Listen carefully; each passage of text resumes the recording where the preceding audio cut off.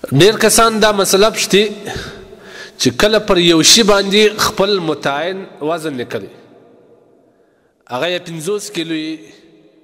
یا 10 کیلو یا پر یو تیلی باندې یا په یو پارسل باندې یا په یو کارټن باندې او هغه شی کله کله چې د لیکل سوي وزن څخه کم سي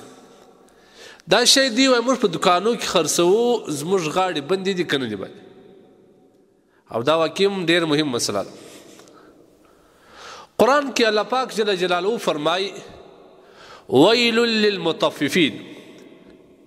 هلاکت دی وي د هغه کسانو دپاره چې هغوی په ناپ تول کې کمي او زیاتي کوي د دې دپاره د الله د لوري هلاکت بیان شوی دی بعض مفسرینو خو دا هم ویل دي چې ویل د جهنم د کند څخه د یو کندې نوم دی یعنی هغه کسان چې په ناپ تول کې کمی و بیشي کوي د هغوی دپاره د الله عذاب جهنم دی نبی کریم صلی الله علیه وسلم چې کله مدینې منورې ته هجرت وکړ په دوران د هجرت کې چې کله مدینې منورې ته ورسېدی یو څو وخت یې تیر کړي هغه د مدینې منورې باشندگانو په ناپ تول کې کمی بیشي کول تول یې سم نه کوي په دې وخت کې د الله د لوري دغه صورت را نازل سو ویل للمطففین الذين اذا اكتالوا على الناس يستوفون د هغه کسان د پاره د هلاکت وي د جهنم کندی کوم کسان چې په ناپ تول کې کمی بیشي کوي لہذا راځم بیت خپل اصل مقصد ته پر کوم جنس باندې که وړه وي که خوراکي شان وي که غیر خوراکي شان وي که پر هغوی باندې خپل وزن لیکلی وي او متعین وزن لکه 10 کیجي ورسره لیکلی یا 50 کیجي یا په پښتو لیکلی کیلو نو بیا د هغه وزن مطابق خرڅول لازم دی په هغه کې کمی کول دا ډېر سخت خسران دی او ناکامي ده او حرام دی او علما لیکي که چیرې داسې چې د اخوا کم راځي باید د هغه کمپنۍ والا ته هم اطلاع ورکول شي چې یا خو بالکل وزن مه پر لیکه که وزن پر لیکې بیا به د دې وزن رعایت خامخا کوي ولې چې موږ خرڅوو زموږ هم غاړې بندېږي ځکه په ناپ تول کې باید ډېر احتیاط وشي که وړه خرڅي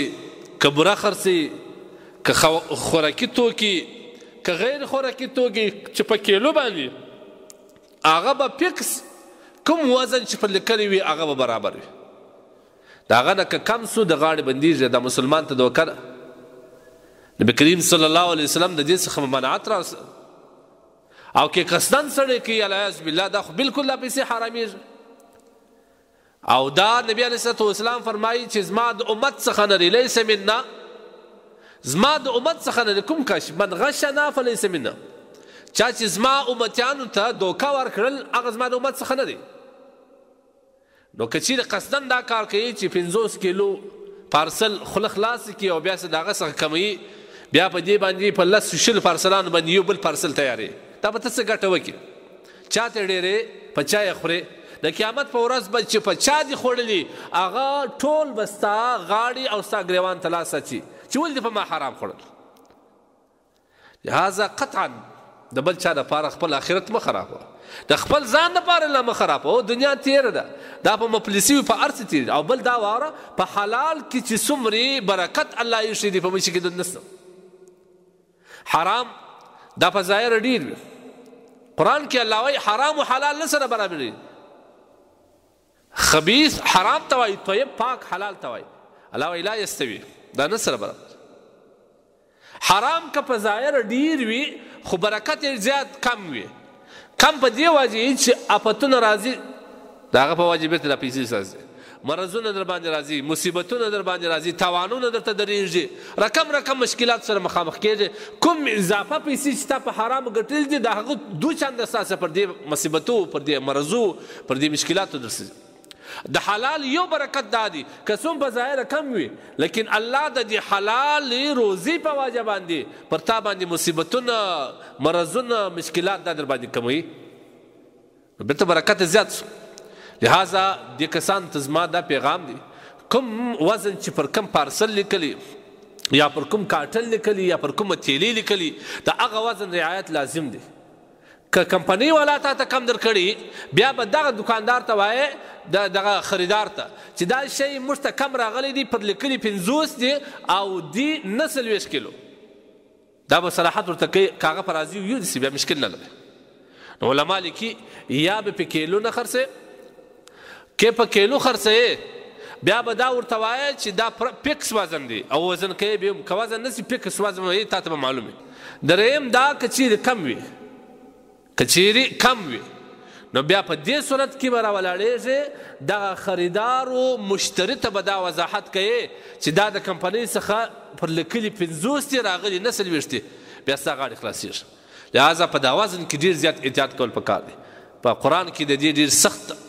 انجام بیان شوی دی. کوم کسان چې په وزن ناپ تول کې کمی او بیشي کوي الله سبحانه وتعالی د هغوی دپاره ویل بیان کړی دی. د ویل یوه معنا علما لیکي مفسرین چې هلاکت وي د دې کس دپاره.